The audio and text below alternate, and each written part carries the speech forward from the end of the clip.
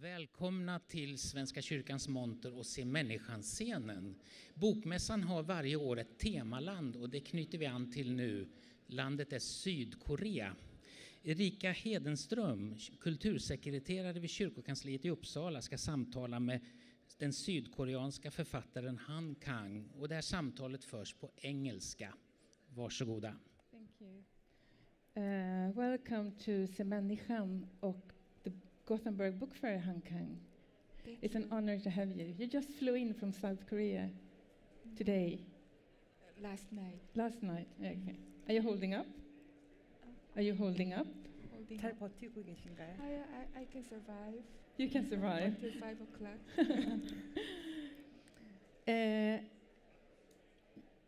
You are one of South Korea's most known and beloved authors.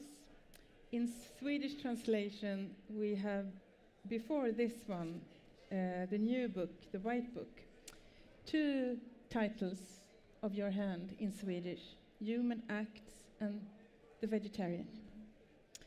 This new book, the white book, it starts with the beginning of your writing it.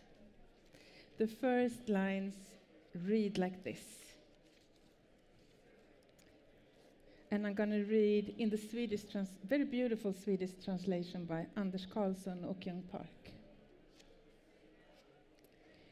Det första jag gjorde när jag på våren bestämde mig för att skriva om vita saker var att sammanställa en lista.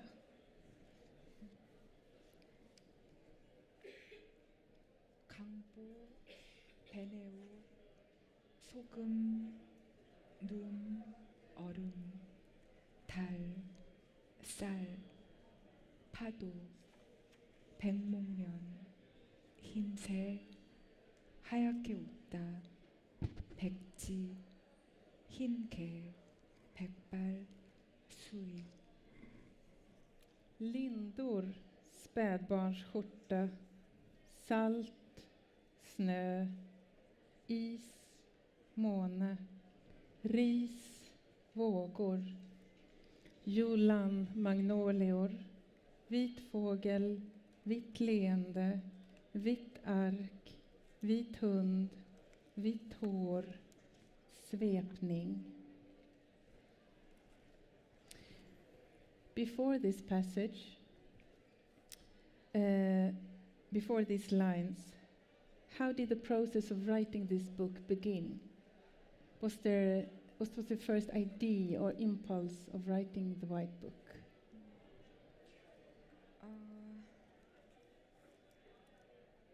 I made this list right after I finished Human Acts, and then I wanted to write a book about white things, and I just made this list one day, and I realized these white things are starting from swaddling clothes and to the shroud, and it just crosses all the fundamental things. I have to take advantage of my wonderful translator. This is Helen. She will translate. 그래서 먼저 하얀 것들에 대한 책을 쓰려고 했고, 그리고 나서 제가 얼른 그 책을 완성할 수는 없었고요. 그 뒤로 바르샤바에서 작가 레지던시 프로그램이 있어서 그해 가을부터 겨울까지 바르샤바에 머무르면서 이 책을 쓰게 됐어요. So I set out to write a book about white things, and of course I couldn't complete it over a short period of time, and I went over to Warsaw in Poland and spent one autumn and one winter there while writing this book. Yes, and the shroud. Who does the shroud? Svepningen. Who does the shroud belong to? 아마 우리 모두에게. Perhaps to all of us. Yes, but also a story about a young mother who loses her firstborn child. And in the book, it is the sister, the older sister of the person telling the story. And is this an autobiographical history? Is this your own story about your mother losing her child? 예, 저의 전적으로 사실은 이 책은 저의 자전적인 책이고요. 사실은 처음에 이 리스트를 만들 때만 해도 이것이 제가 태어나기 전에 이미 잃어버린 언니에 대한 책일 거라고는 생각하지 못했어요. 다만 이제 폴란드에 가서 강보라는 부분을 쓰고 그 다음에 베네옷이라는 부분을 썼을 때 그때 갑자기 알게 됐어요. 이것이 이 태어남이 결국은 나의 언니의 태어남이구나. 그렇게 생각하고 그 다음에는 수위라는 부분을 쓰면서 이 책이 어떻게 시작되고 어떻게 끝날 것인지를 알게 되었어요. Yes, this book is completely autobiographical, and at first I didn't expect this book to be a story of my lost sister who was lost before I was born. And only after I went over to Poland and wrote those chapters, Newborn Gown and Shroud, that I realized that this was going to be a book about my sister, and that's when I knew how this book would start and end. It is very much a book about grief. And was it a difficult book to write for you? 이 책을 쓸 때에는 제 마음이 너무나 또렷하고 맑아서 그것이 어렵거나 고통스럽다고조차 느끼지 못했어요. So when I was writing this book, I had such clarity of mind that I didn't find it be painful or difficult. 왜냐하면 이 바르샤바에 머물면서 제가 전혀 이해할 수 없는 언어로 가득한 그 거리를 하루 종일 낮에는 걸었고 집에 돌아와서 그 2차 대전 중에 완전히 거의 완전히 부서졌다가 다시 부활한 그 도시를 닮은 저의 언니를 생각했고 그 언니의 눈으로 제가 보는 모든 것들, 특히 흰 것들, 그것들을 조금씩 썼거든요. 그러니까 하루에 뭐 한 페이지 또는 반 페이지 그걸 써가는 과정 자체가 어렵다기보다는 어떤 나의 몸을 그녀에게 빌려주는 그리고 내가 그녀의 눈을 갖게 되는 그런 이상한 경험이었고 그것이 어쩌면 기도와 흡사한 어떤 것이었어요. So when I was in Warsaw in Poland, and during the day I would walk down the streets filled with a language that I could not understand at home at all. And when I returned home, I would see the world and write about things, especially white things, from the perspective of my sister, who resembled a city that had been destroyed completely by the Second World War and then resurrected afterwards. And it was almost like I was seeing things through my sister's eyes, and I would write very slowly, a page and perhaps half a page every day. And during that process, I felt like I was lending my body to my sister, and at the same time borrowing her perspective and her eyes to see the world. And the entire process at times felt like a prayer or praying even.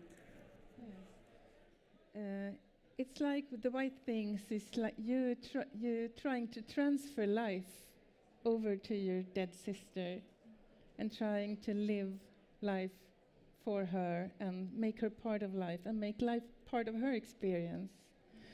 But it's also a book about grief, and grief that you don't talk about, and how grief that is denied or not given attention affects us. Do you agree? 뭐라고 질문한 거죠? 네, 이 책이 또 이제 슬픔에 관한 책이라고 생각을 하고, 그리고 우리가 충분히 슬픔에 대해서 얘기하지 않는 것에 대해서도 또 담고 있는 책이라고 생각을 하는데 동의하시는지요? 이 책에 이게 어떤 부분에 제가 그런 이야기를 썼어요. 그러니까 내가 두고 온 도시가 무엇인가를 충분히 애도하지 못하고 있다는 사실을 깨달았다. 그런데 사실은 저는 이 책을 쓰면서 애도라는 것에 대해서 많이 생각하게 되었고, 제가 정말 하고 싶었던 말은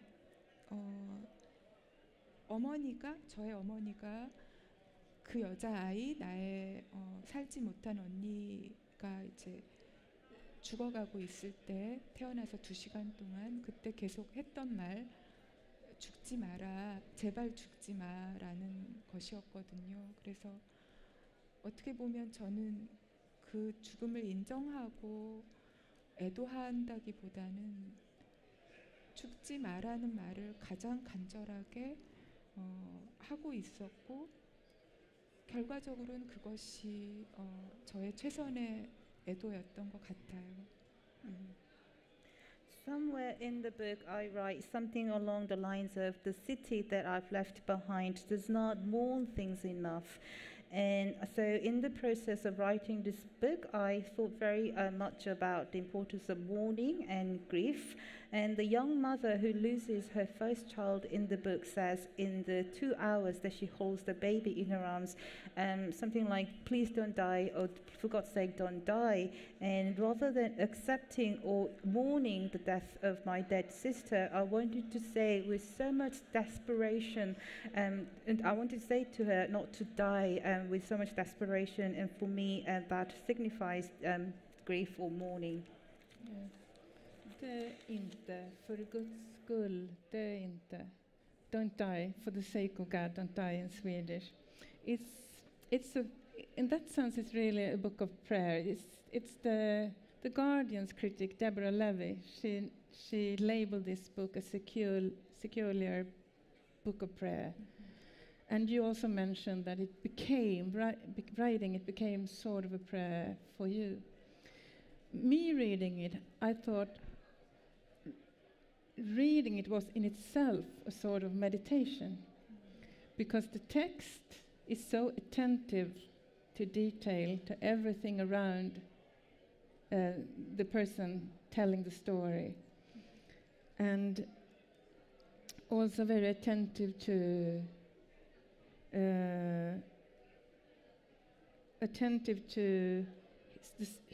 to telling the story, that it becomes a sort of meditation itself. The book itself is sort of a meditation. Do you agree? Is it like that for you?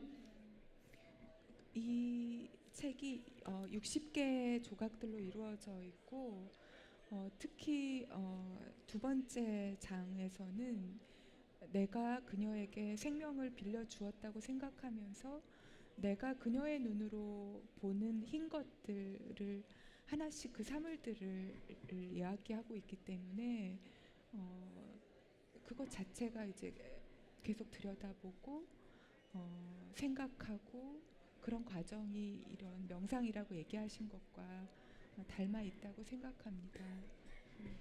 So this novel consists of 60 fragments, and in the second chapter I lent my life to my dead sister and delve into the white things seen through the eyes of my sister, and that process of contemplation I think ties in with the quality of meditation that you mentioned.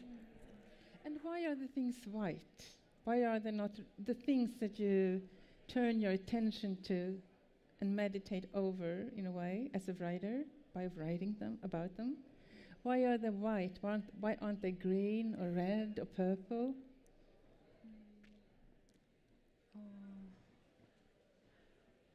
뭔가 제가 그 소년이 온다를 쓰면서 이제 발견한 것은 우리 안에 어떤 죽지도 않고 부서지지도 않고 무엇으로도 망가뜨릴 수 없는 무엇인가가 존재하지 않는가, 그런 생각이었어요.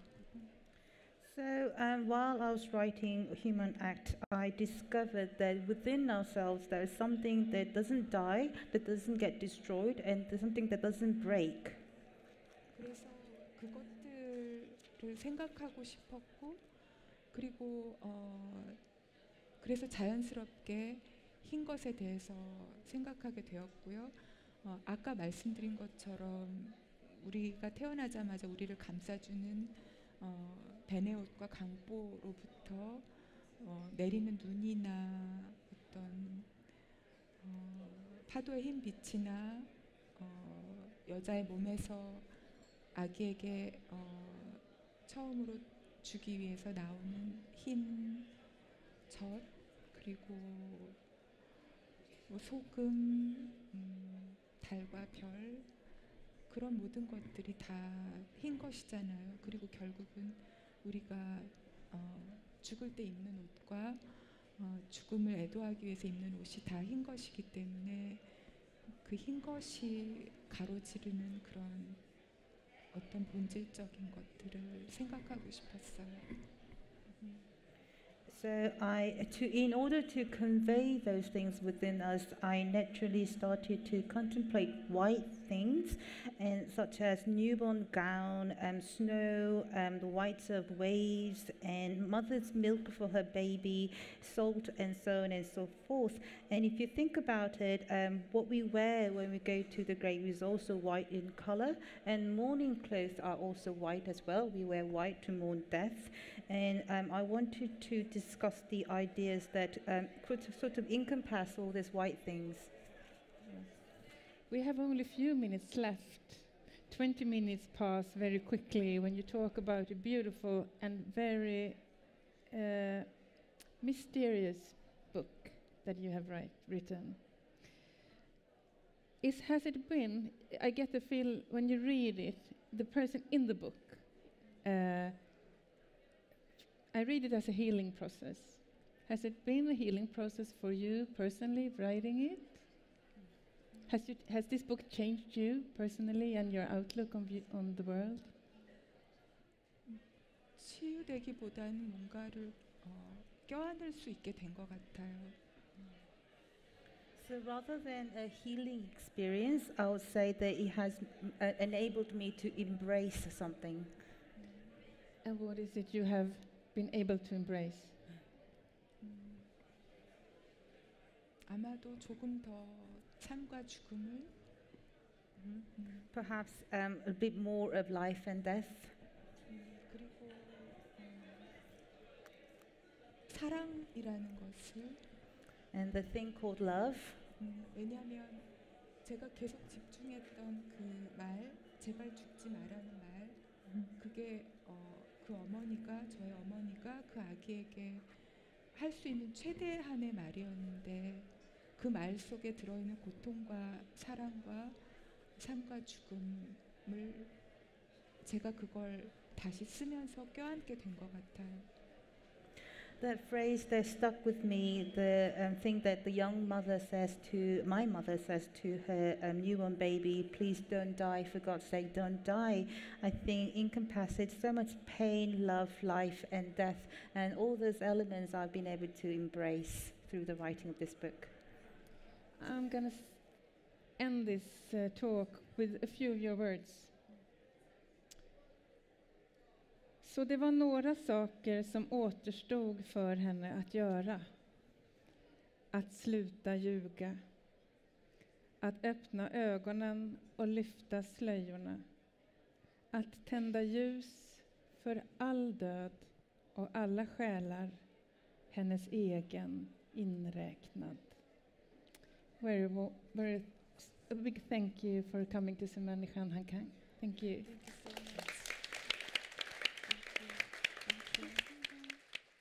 Thank you very much. Thank you very much.